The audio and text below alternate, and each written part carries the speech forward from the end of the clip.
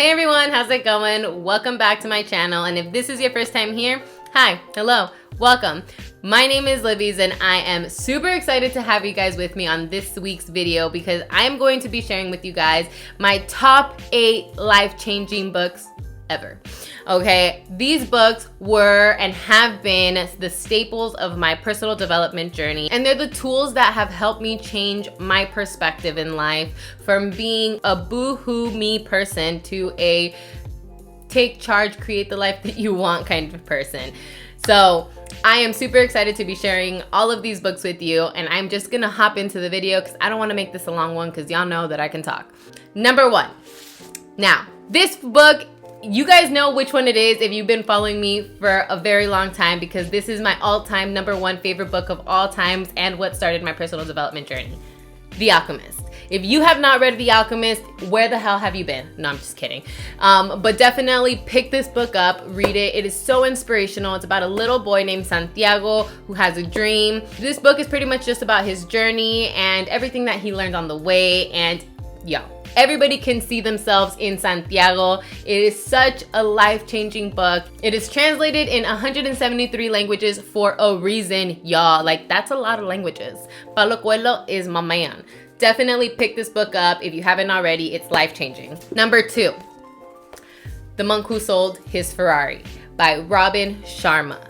This book is very similar to The Alchemist, not in the sense that it's like a very similar storyline, but in the sense that it's a similar transformative book, and it follows this lawyer on his journey towards personal development and spirituality. He was a lawyer and pretty much had to give up his entire life because his stress from being a lawyer was pretty much killing him. So this is pretty much his journey, and literally the monk who sold his Ferrari. He became a person that sold all of his material stuff and became extremely spiritual and amazing, and this is just a good book. Highly recommend it. Number 3, The 4 Agreements. This book you should have in your house and read it once a year. You should just like read it to your kids. They are 4 simple agreements that literally just make your life so much better. They're very basic agreements, kind of like be impeccable with your word and don't take things too personally. Those are things that we should be taught growing up, and a lot of our parents do teach us, but not to the extent that it is ingrained and encoded in our brain. So as adults, we have to make the choices to live better lives, and make the choice to pick up this book, y'all, because it will definitely change your life for the better. Number 4, 15 Things You Should Give Up to Be Happy. This book is so good. Like, it is so good that it was a blog post that went viral and later was turned into a more detailed book. It is just so, this girl literally lived such an intense life, okay? And she was able to turn that turmoil into light, into positivity, and into amazing lessons that obviously she probably didn't even realize were going to amount to a book, y'all. Like, this book is amazing. Just to give you a little preface of it, the things that she talks about are more like giving up the past, giving up your limiting beliefs, giving up blame, giving up the need to always be right, which is something I really need to like learn ASAP in this lifetime. Giving up labels and giving up attachment, which I know a lot of us need to learn that too. So this book, A1. Book number 5, The Subtle Art of Not Giving a Fuck by Manson. Now this book is very different from the other ones because it is more of an in-your-face, be who you are and not give a fuck kind of book, and I really enjoyed that. He's very real, like very real. I just appreciate realness, you know? And this book, more than anything, talks about how like in the Western society, we all take you know, quiet and like not saying what we want to say as not giving a fuck because we don't give a fuck about that person, right? But he actually puts it in a different perspective. And he talks about how not giving a fuck means not giving a fuck and being loyal to yourself, being an advocate for yourself and the people that are around you that you love and care for. And he uses an example of going to the doctor with his mom, and the doctor, I can't fully remember, but pretty much said something extremely bluntly to his mom regarding her health. And he said that normally people would say, oh, you know what, whatever, it's not about him, I need to focus on my mom, and not say anything, right? Not give a fuck in that way. But he used it as an example to say, no, that doctor should know better. That doctor should know how to handle and give news to someone. And so he spoke up and spoke his mind and put that doctor not in his place, but said what he wanted to say and was an advocate for his mom. And so he uses the not giving a fuck by saying, speak who you are, just be yourself, you know, and like stop caring about what other people think. And I know a lot of people have struggled with that. I know I struggle with that to this day. So I highly recommend this book. And he honestly has amazing stories and examples for everything that he talks about. It's just a great book. Definitely pick it up. Book number 6, The Power of Now by Eckhart Tolle. This book is more on the spiritual side, but whether or not you're a spiritual person, this is a great book to read because it talks about being present, and he gives you such great examples of why a lot of people have restless minds and cannot be present.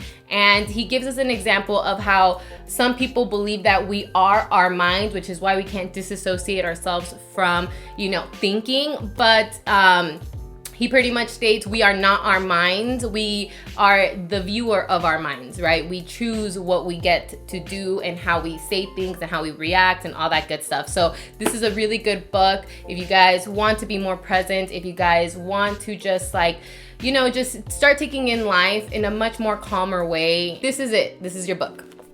Book number 7 is Big Magic by Elizabeth Gilbert. If you are a creative, and everybody is a creative, we are all here to create something, you know, you should definitely pick this book up.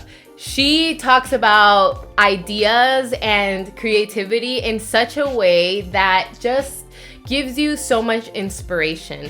And she also talks about how a lot of people put pressure on their creativity and want to make money off of it from the get-go, and that's why a lot of people end up quitting their creative endeavors. And she just gives a really good examples on how we should not be putting pressure on our creativity, and we should be taking the ideas that come to us and running with it, because if we don't, someone else will. And I don't know, it's just a really good book because she talks about ideas as their own entities, and it's just a really great perspective to see like ideas and creativity.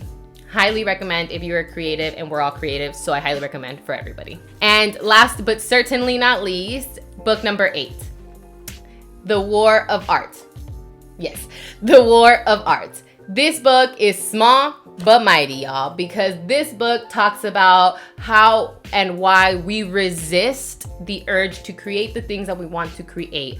And it's pretty much how we have a war on art, right? Us ourselves, we're in a war with art because we're consistently resisting it, and we're, you know, making excuses and procrastinating on the things that we genuinely want to do. So this book actually touches on that and why we resist the things that we so truly desire and we so truly want to change. So highly recommend all of these books, all of them. Like, one is not better than the other. They're gonna teach you so many different things, and some books are gonna touch you in ways that you would have never imagined, okay?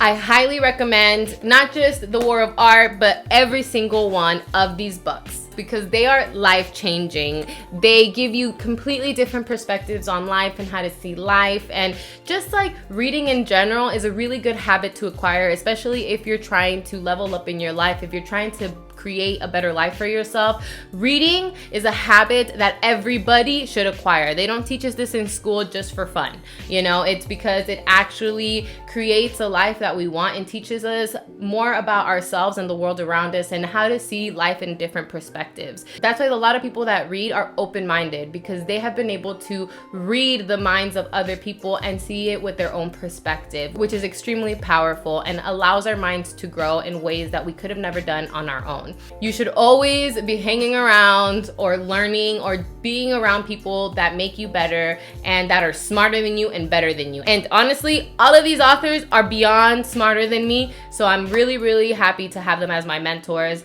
by reading their books, listening to their podcasts, and all the things. So if you liked this video and you want to see more book recommendations from me, go ahead and like this video below. And if you have any book recommendations of your own, please, please, please comment down below with those book recommendations, because I would absolutely love to add them to my reading list. So please, please share yours with me.